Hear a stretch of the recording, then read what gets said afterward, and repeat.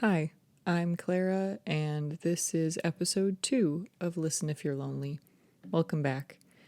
Today, since episode 1 just released on Spotify and Pocket Cast, I figured I'd talk a bit about what it's like to be on the internet, especially as somebody who's never really had a big presence before. So it started with a New Year's resolution for 2021. I decided that my resolution would be to share just one thing with the internet, just something that year. And what I ended up doing was writing a short story and putting it out. And it actually got a lot of good feedback. I got a lot of people saying that they really liked it and that honestly it made them cry, which for a writer is high praise. And after that, I wrote a sequel. And then I didn't do anything else for many, many months until just a few weeks ago. I got a brand new sweatshirt in the mail that a Twitch streamer had been wearing in a YouTube vlog, I guess. And I was so excited. I posted a TikTok wearing it and another sweater somebody else had been seen wearing, and it got weirdly popular. I think last time I checked, it was close to 40,000 views, which is insane for me because I had 0 followers. And that really kind of is what's keeping me going. Of course, it's super nice to get validation. And I remember last fall 2020, I took a class called The Psychology of Pandemics. And in it, we talked about motivation and how nobody was feeling it back then. And the guest speaker told us a bit about how the internet is just so good for instant gratification. Those views and likes and comments, they're just seriously really nice, really a lot of dopamine. But then inversely, when you don't get it, it really, really sucks. And that was part of what stressed me out about putting this podcast out there and starting all the social media for it. I made an Instagram and a Twitter and a TikTok, and nobody really follows it. Nobody follows them, I guess. No one really interacts with them. And I have been just jittery all day from how scary that is to shout into the void and not hear an echo. But it's getting better. I realize I don't really mind if nobody hears these first few episodes where the audio quality is not too good and I'm still figuring out what to say and how to say it. But yeah, I don't know. I do think that the good outweighs the bad because it's fun to make this content. And that's what people always say. If you make content to be famous, you're not going to become famous because people can tell when others aren't being genuine and when they're not in it for the joy of making it. So I think not really having anybody interact with my stuff just yet let me take a step back and reassess and say, okay, why am I really making this podcast? And it's to get my thoughts out there and someday, hopefully, to help other people feel less lonely. But right now, it's just to document my own journey. So I don't need feedback just yet. Obviously, I would love it, but that's not why I'm doing it. I'm doing it because I've always been interested in this stuff and wanted to try something new. And I'm just seeing where it goes. Because hopefully, this will help with my loneliness as much as it does anybody else's. Another thing that's interesting is the idea of lurking on communities and how it's so different from interacting. I have been a huge fan of, oh, this is embarrassing, of the Minecraft YouTube community ever since the beginning of quarantine. because it was easy to watch and it was fun, and they really knew how to keep their audience entertained because there was just content across so many platforms. But to me, what really made it was the fans, because there was so many of them. I mean, if you look at how many subscribers Dream has on YouTube, it's in the millions. So there was always fans making content as much as the creators, and even when the creators took breaks for whatever reason, there was still stuff to interact with. And I ended up just lurking in the community for close to a year because I didn't feel like I had anything to contribute, and I was just happy consuming the media. I didn't need to make any. But I always dreamed of being one of them, having a name that people know and making content that people enjoy. And I really resonated with streamers like Niachu and Errit, whose whole brand was just being calm and helping people feel less anxious and just forget about their worries for a bit. I just knew I wasn't right for Twitch streaming. Don't like my face enough for that. And I know there's faceless people out there, faceless content creators, but it's certainly a bit harder to establish a brand that way.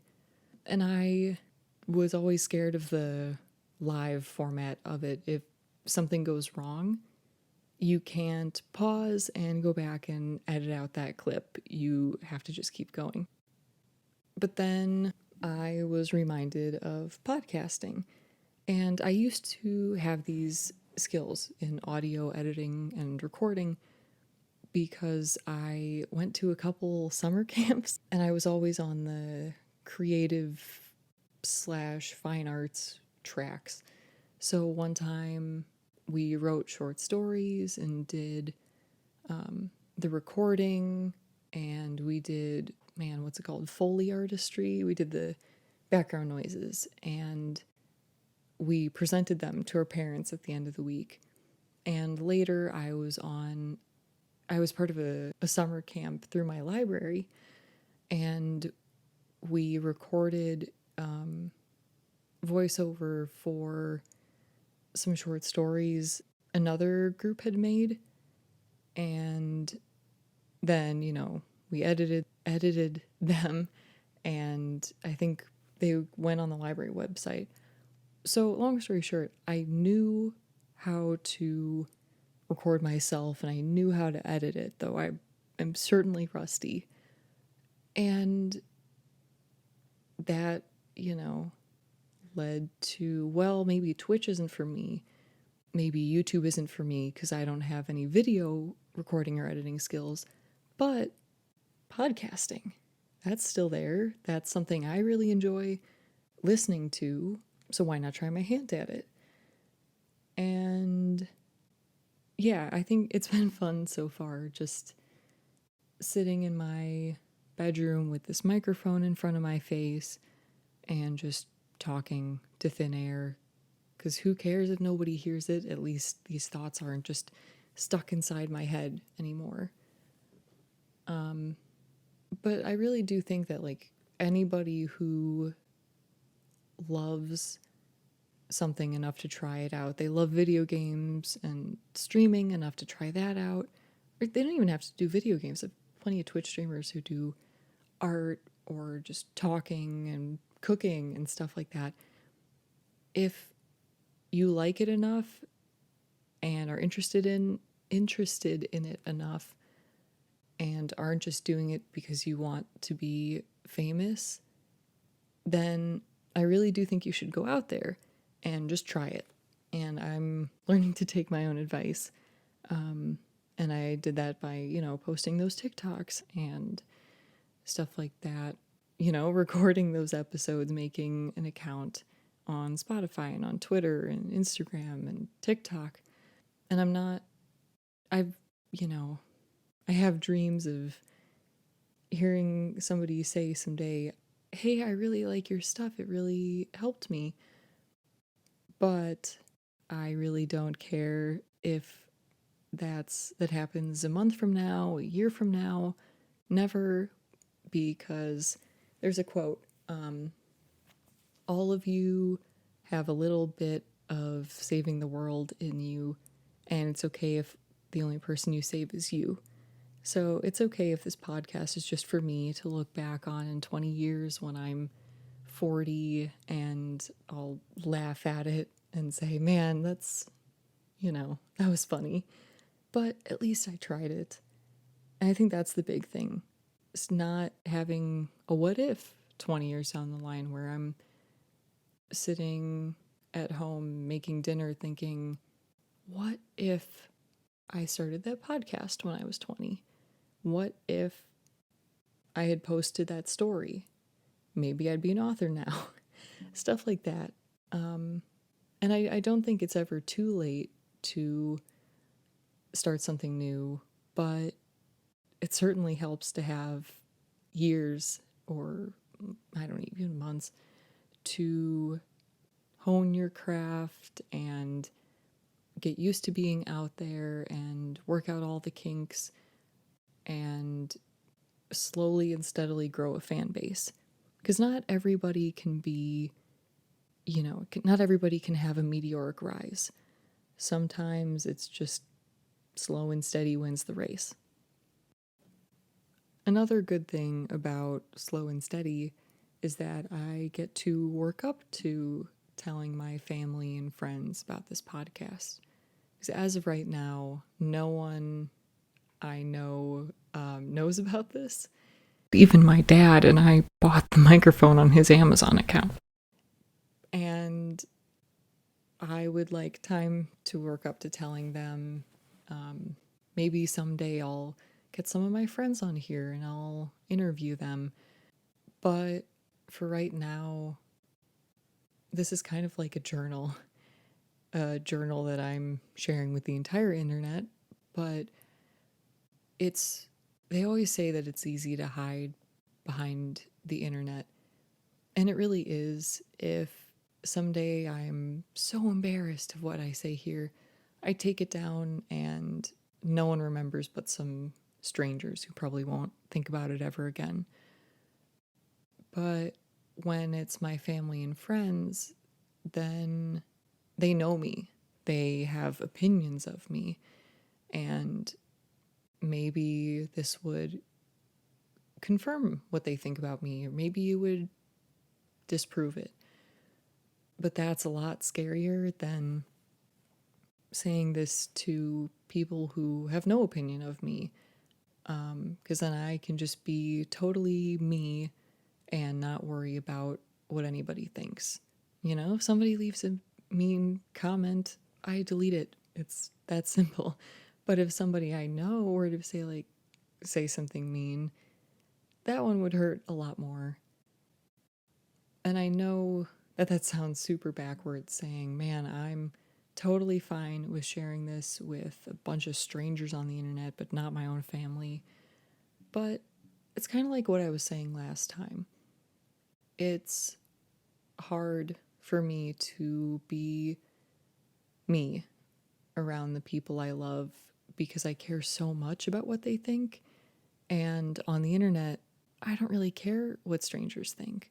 Obviously, I'd like them to think good things about me, but at the end of the day, their opinions don't really matter.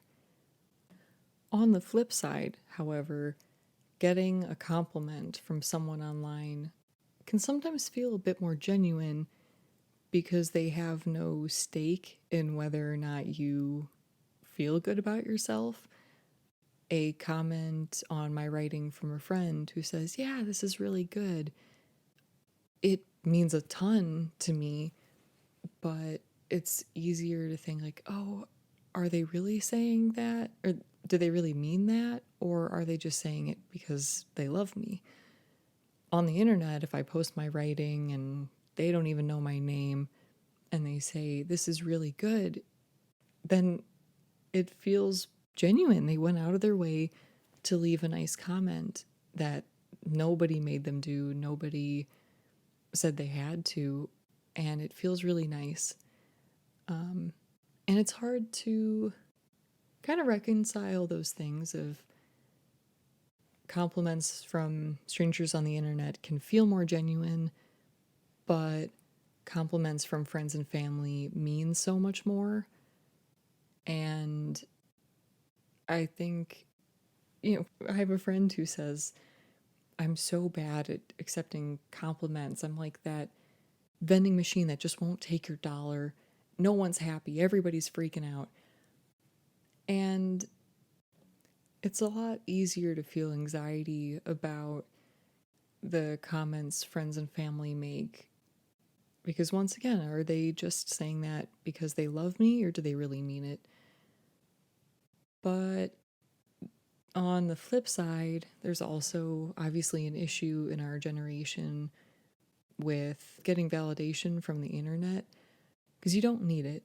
No one needs it. It's just a temporary dopamine rush. It's not, doesn't have anything to do with your long term worth and value.